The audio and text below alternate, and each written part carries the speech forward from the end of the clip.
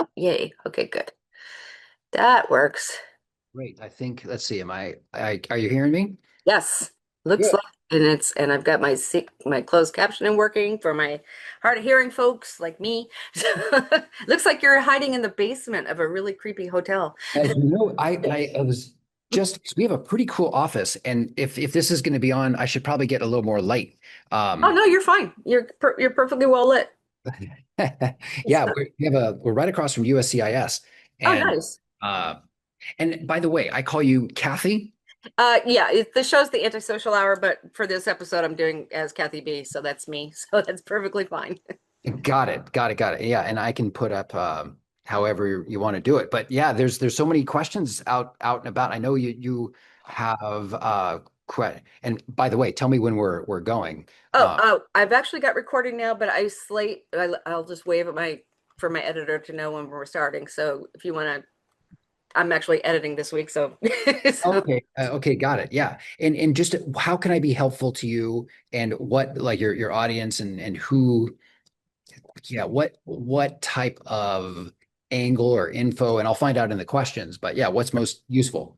well, most of the audience are artists, entertainers, and musicians, primarily filmmakers, game developers, and people who are being asked to, like, if they're doing a project in England, they'll have to come to the United States to do something for 2 or 3 years. Now they're afraid to come here because of ICE. So, Got it. Wow. Okay. And so foreign nationals from all over the world mhm. who would work to have a work visa, Yeah. uh, and then might be here already.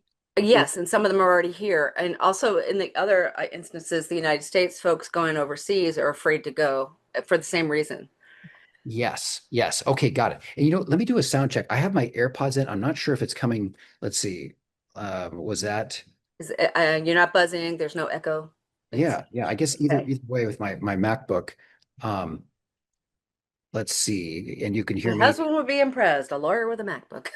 He works in a law firm. So Oh, he's at K&L Gates. So great. Great, great. Yeah. Well, okay, good. I don't even think because with Zoom, uh, I think the sound is coming through my my MacBook. yes, Uh you shouldn't have any problems if you don't. okay. Well, Yeah, I'm there's no echo or anything. We're good. okay. All Okay, well, right? yeah. Well, it sounds good and I'll answer and you're a comedian, so it Yes. but you're married to a lawyer, so you're used to kind of stodgy Well, lawyers. he's a paralegal, so he doesn't Got it, got count. it. Cool. Yeah, but I was married to musicians my whole life, and this is a whole new world for me. So a normie. So Got it. Got it. I'll go ahead and slate it, and then we'll just play. I have a ton of questions that I've already printed out from people, and I'll just go with that. And how's that sound? Yeah, yeah, yeah, cool. And now I'm self-conscious about the plumbing. It's supposed to have this cool Oh, I look. think it looks cool. It's very industrial and sleek, and the art folks, they're gonna Okay. go over All right. Well, we'll go with it. we just finished doing a whole bunch of shows at the horror festival, so it'll even Sounds be more good. exciting. All right, here we go. Just slating for me. Big light for the editor. Hey everybody, this is Antisocial for the Antisocial Hour-ish show, and today we have Eric. I want to make sure I pronounce your name properly. Vinman? Eric Widman. Woodman, thank you. I didn't want to mess it up. I didn't know if you had a German thing or a Swedish thing, and I didn't want to mess it up.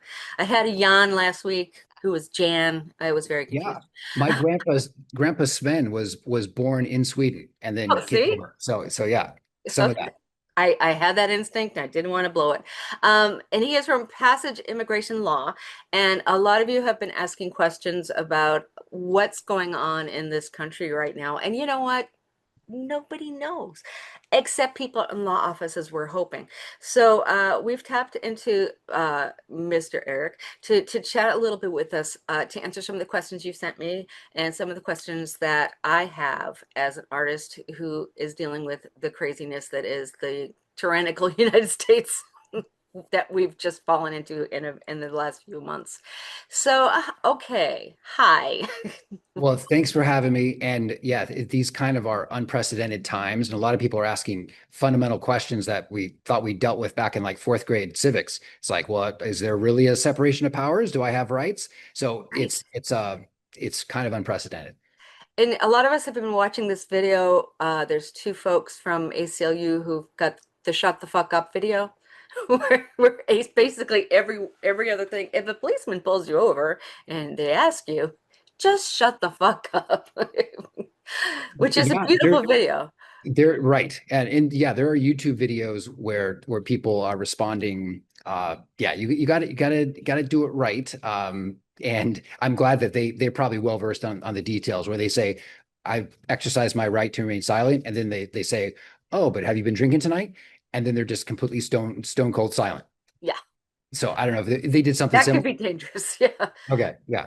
Yeah, but as far as immigration goes, I'm going to give a sample of one of the questions. I kind of read through it. It's a two-page letter, but we have a Canadian person who is an animator for a company, who's a game developer, and he has been coming back and forth to the United States since he graduated school back in the we'll say 2000s. Um, and hasn't had any problems. The last two times he has been stopped at the borders, and he's petrified that he's going to get pulled into this you're not a citizen here, we're going to take you in thing. What do people like that have to do to help ease their way back and forth across borders?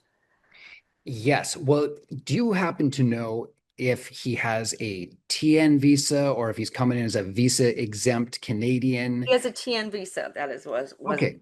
Yeah. Okay, great. So that's clear work authorization. And so when a lot of the fear and ambiguity comes in, if a Canadian is visiting, does not have work authorization, but can do work related things that are not work, like sign a contract or do a job interview or go to a meeting, those things are okay.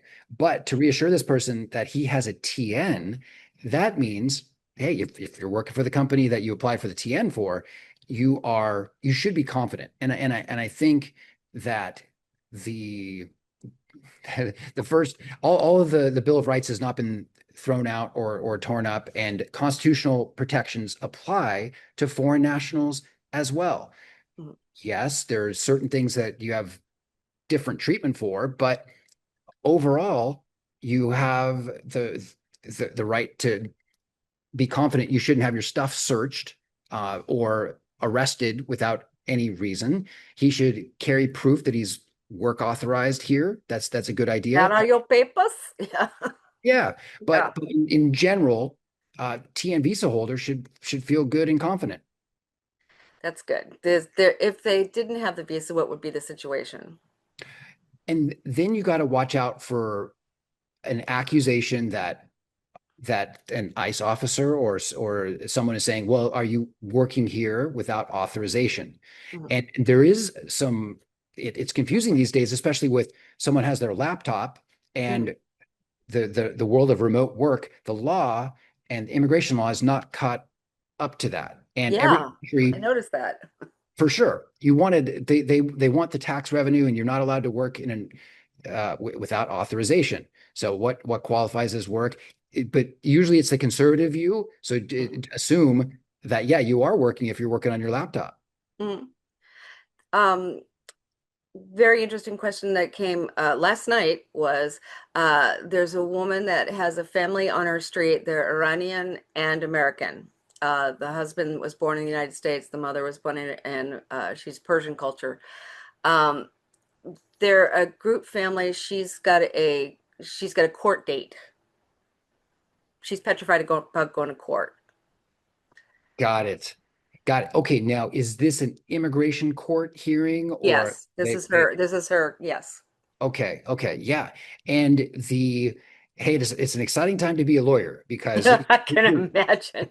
we went to law school to make a difference, and right now there's you can having a lawyer, it's night and day for example, someone applying for asylum. Just look at the statistics online, like 10%, something like that, get approved without a lawyer, but it's like 80 or 90% with a lawyer. And that shows the system is messed up because you shouldn't have to get a lawyer. Justice should prevail either way, right? They have 4-year-olds sitting in courts, trying to talk to San Antonio judges. I mean, Right. And then yeah, and certainly and the language barrier for many, but so it's typically but just like a barber, if you ask that person if you need a haircut, they're always going to say yes, right? So I gotta, make sure I'm not just trying to say You're not selling. It's good. We're right. good.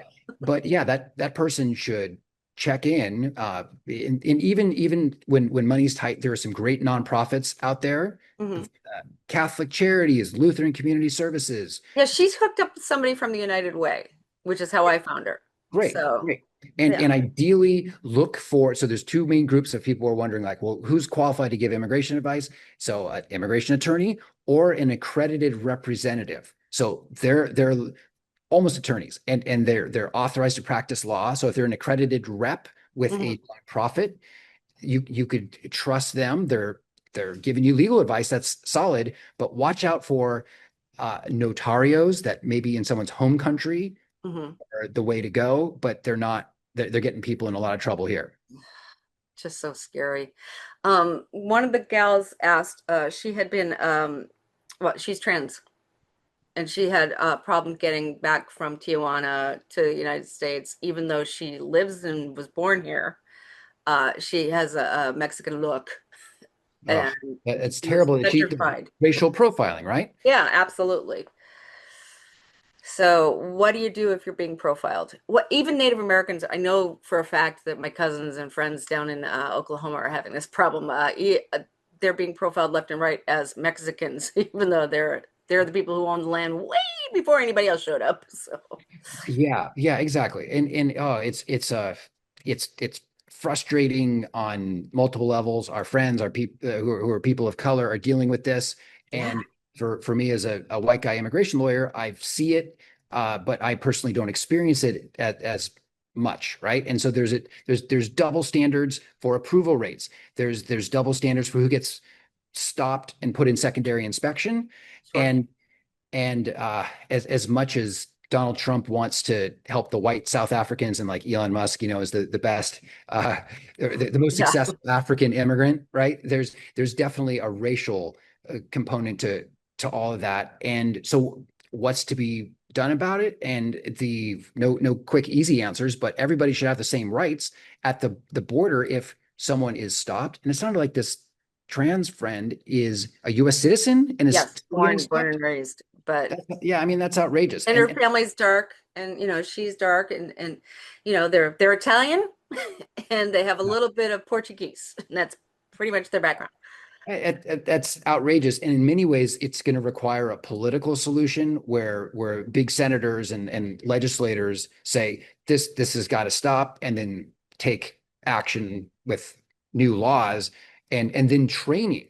So Mhm. the executive branch, of course, controls the Department of Homeland Security, and right now they're getting instructions to get super tough. And so the president controls all that and his But is henchmen. Stephen Miller president now? Because we're all trying to figure that one out. Well, yeah, I mean, I've seen some talk shows where it looks that way, but um, yeah. So the Constitution is still there, though. Our constitutional protections are there, and we all can make arguments of that both very conservatives or MAGA supporters. Of course, we all have freedom of speech. We all should be able to put the I strongest don't foot. like you. I don't like you. End of story. It doesn't have to Yeah. be, I don't And like you. I'm going to kill you. That's no, no, dangerous. no, no. Yeah. And I have seen some great respectable people in the MAGA movement who say, let's hear your point of view. And I really respect them a lot. That's the way forward. Yeah.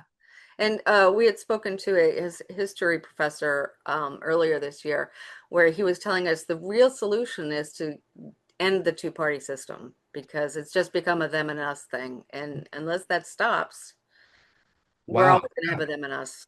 That I mean that's fascinating. So many European countries have a lot of parties, and I was a political science major, and I'm sure I looked into this in the past. And didn't Mr. Musk talk about the America Party and starting this third party?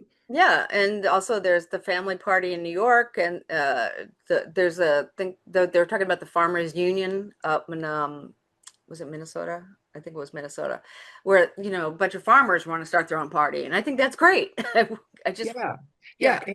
And I wonder what that history professor says about there are a bunch of libertarian yeah. or various, They don't have the money behind them. That's been the biggest issue, is that the two parties are the ones catered to by the finances. So the finances are what's deciding who are the two parties. right, It's a lot right, easier to kowtow to one person than it is to kowtow to seven. So, right.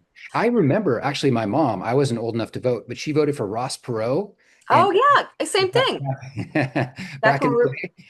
And then, but I think then the George Bush didn't win, right? He was upset about that. And that was that when Clinton won? that was when Clinton went, and Ralph Oh, Nader also ran that year because I was in a band that did a bunch of Ralph Nader things that year. So, yeah. So right, if hopefully it's not just a spoiler that hurts the other side, but a viable third party candidate, that would be great. it would be about freaking time, or just but somebody so crazy on that end that nobody starts to vote that end ever again, which would be lovely. Right. Shake the Right. etch a sketch of our brains back into reality. Um, One of the issues that keeps coming up over and over again, and I don't have a specific question on this, but so many people have asked, uh, when they take you, do they put you in a concentration camp? Which Oh, is, and it is the US in many ways, it's such a sad question, but we deserve that question right now. Because for example, look, World War II, Japanese detention camps, right? yeah. And then there's jokes about Guantanamo Bay and how, waterboarding and stuff. So and hey, probably not jokes depending on what goes on there. It's a bit of a And we black had we box. had people at Gitmo. I was a Navy base person and I almost got stationed there, but we had people at Gitmo after 9/11 for 20 years. Yeah, Oh, yeah, yeah. I mean, it's a we lose our soft power when there's a lack of accountability. hmm. So yeah, that's a huge concern. But yeah, the U.S. government has had the Japanese internment camps, and there's been real talk about that Trump's just getting started with the deportation machine, and there are contractors out there. I think maybe contracts have been signed to put up these tent cities and Yes. and essentially fill them up. And we shouldn't give the benefit of the doubt to yeah. Can they stop it in enough time is the other question. I mean, of course not, Yeah, because there's the privatization of prisons has been happening for years. right. Right. And yeah, and what are those conditions like? Then it's so crucial to have media go in, check things out, videos to see, because apparently a lot of young undocumented kids are still separated from their parents. Like From the there's last administration. exactly And they've been crazy. adopted. This has been proven. There's been families that have their children adopted by other families that live here permanently. Yeah, yeah. So there's real repercussions to all this, and people can be mistreated or harmed. And I mean, as a patriotic American, I still think I believe the people working in our prisons are good people fundamentally, and the people doing the work.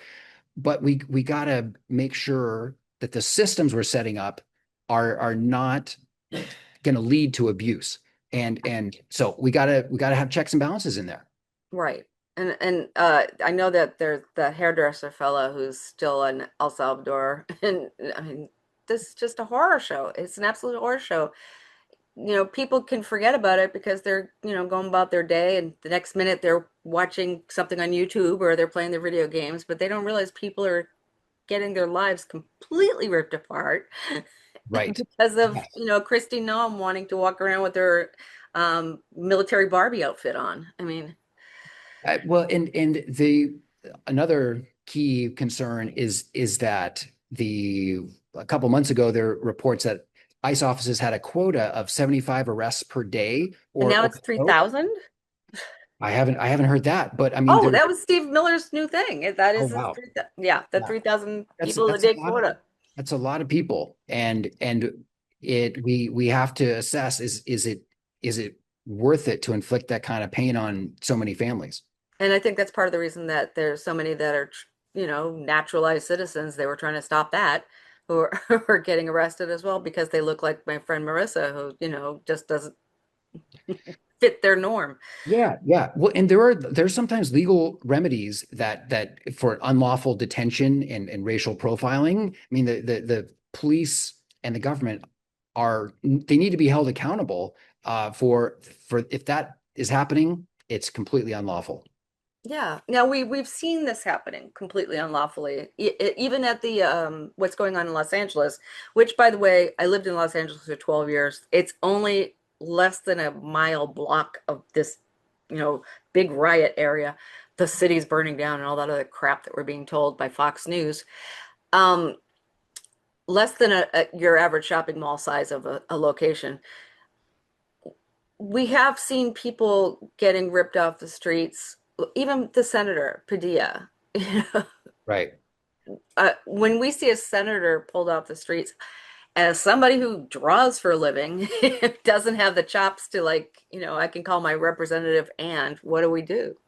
Yes. So, hey, there's always two sides to the stories. And what I saw about uh, Senator Padilla is that he exercised his freedom of speech, He was but escorted in by an FBI agent to do the interesting. questioning. Yeah, wow. And then he was taken down, right? He was slammed to the ground. And so it's scary.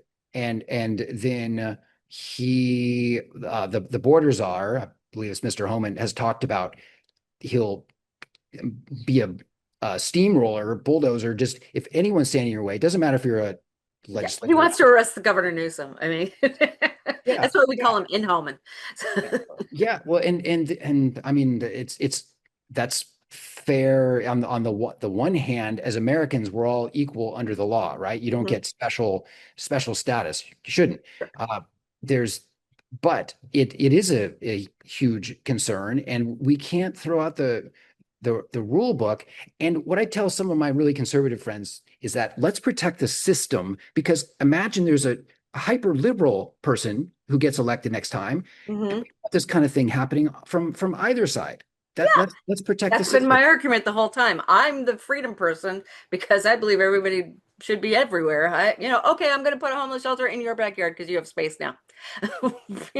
What's to say I'm not going to be able to do that because I'm the new president and I can do that. Yeah, yeah. Let's still be all about the rule of law and freedom, respect one another, and so we have to push back when it's appropriate. Yeah. So what are some recommendations you have for people? We had this nice, beautiful march on the 14th. I'm just so grateful.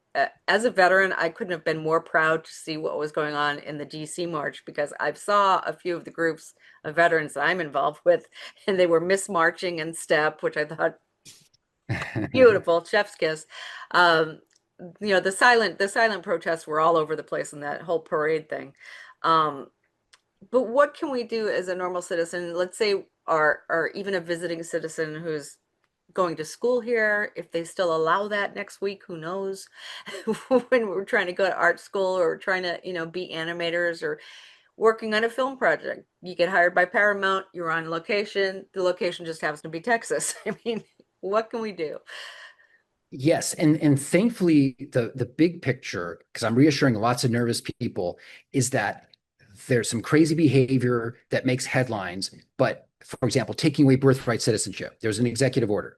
There was student visas being canceled, the SEVIS system.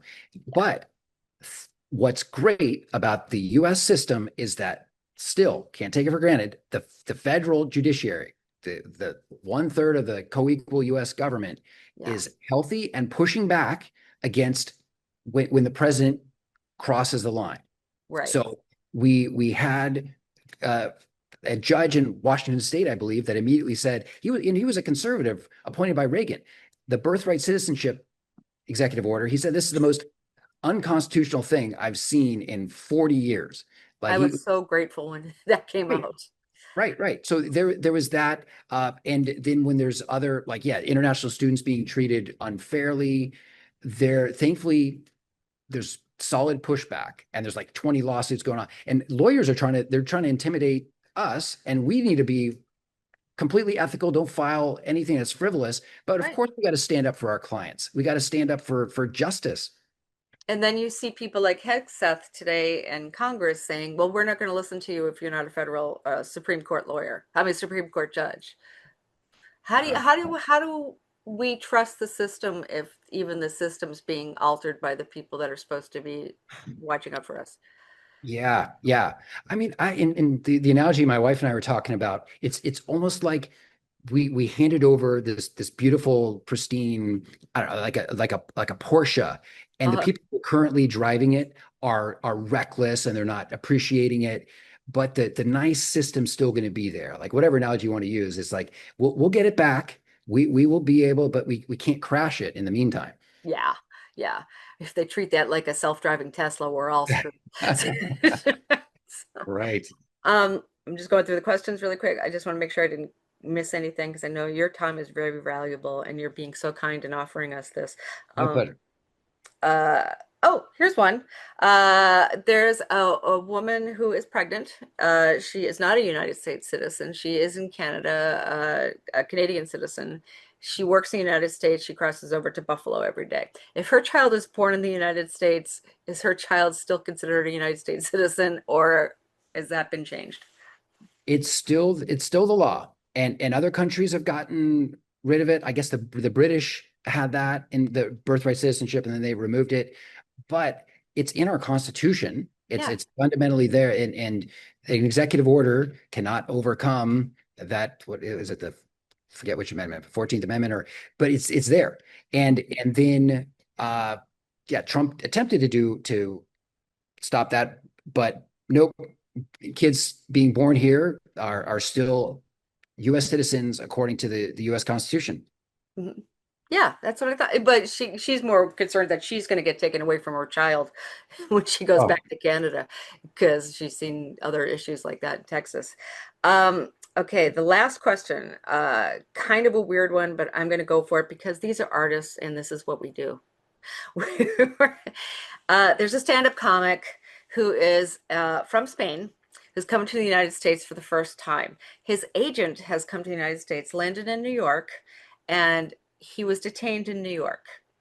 And now this comedian is petrified about coming to the United States. What do we tell people that are overseas who are trying to come to the United States just to visit what the situation is? Because he hasn't seen or heard from his agent since this arrest happened. And this has been 3 weeks. oh my gosh. Okay. Well, that's why I was going to ask. Sometimes a temporary detention, which is unpleasant, being put in secondary inspection, where they're asking you questions about like what are you going to do before they admit you into the U.S. That's different. Some people view that as a arrest, and it's a temporary detention grilling. But what happened to his agent sounds horrendous. And it's not the He's only example. That's just one of the ones that's very detailed, and I got the whole gist of it. But, I mean that's wild. And he was just trying to come in. I mean, the devil's in the details. We got to find out like what. he basically, from what he's saying here, is he basically came in to set up all these dates for the person, but apparently he made enough phone calls that they red flagged him. Well, and to so there's got to be a legal basis for holding him, or had he committed a crime before? He hadn't What? committed any crimes, but he hasn't even got. As far as this guy goes, he doesn't drink, and he's never gotten a traffic ticket. It's one of the stops, the parts of the conversation. So, Yeah, I mean that's scary. And I know there was a Canadian woman that made the news where months ago she was moved around the ICE detention system, and she was stuck in there. oh, the actor, yeah, and the yeah, Yeah, and thankfully, as an immigration lawyer, where we're all monitoring this, things are making headlines, but this type of crazy extreme thing is rare. And of course, I'm glad it's making headlines. yes, But for example, I think a lot of news magazines are making money off of sensationalizing certain things. I mean, yeah. everybody there's always that incentive to some degree, but none of my clients have had any. They're scared, but none of them have had any weird detentions, and they're still traveling, and they're perhaps emboldened that, hey, I'm represented by a lawyer, and that can help. And what happened with the couple in Massachusetts? You heard about that, the lawyer, the immigration lawyer who was arrested instead of her client, which, that was just Yeah, crazy too. right. And then yeah, and was it they were being accused of shielding or No, helping? they actually thought she was the one applying for, Oh, and it's like, no, if you'd looked at the whole paperwork, you would have seen that I was the representative on all these cases. well, yeah, when the incentives and the push to arrest and detain is so ramped up, and it's like they've if the political uh, if they're pushing to deport millions of people, then it's going to be pretty non indiscriminate. It'll be rough. What a sad world this country would be if there's no, like, farms. There's nobody working anywhere. It'd just be a lonely, blank, white place.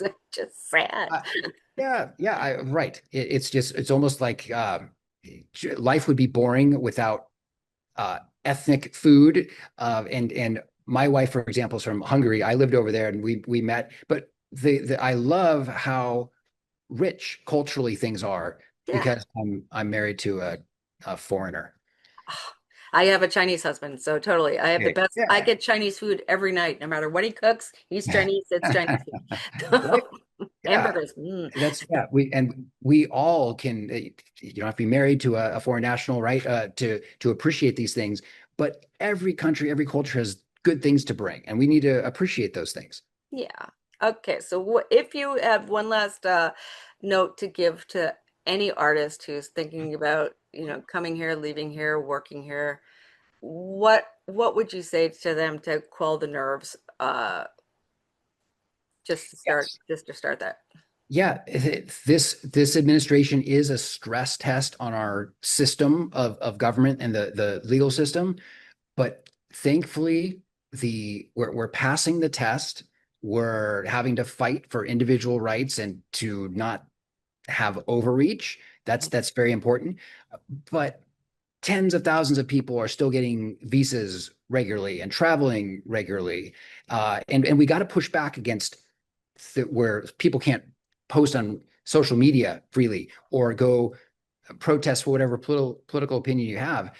That's un-American. But Free thankfully, the speech still vast exists. majority, Yeah. yeah, it's still solid at its core. The foundation is solid. That's a relief. I'm so grateful that you had time to talk with us today. And I'm sure that after this conversation, as what happened when we spoke with our history professor, other questions might pop up. So, but I will give people your contact information if that's okay. Great. Yeah, yeah, we're passage immigration law, and so yeah, feel free to look us up, and we yeah, we're happy to answer questions over email and phone. Just get in touch.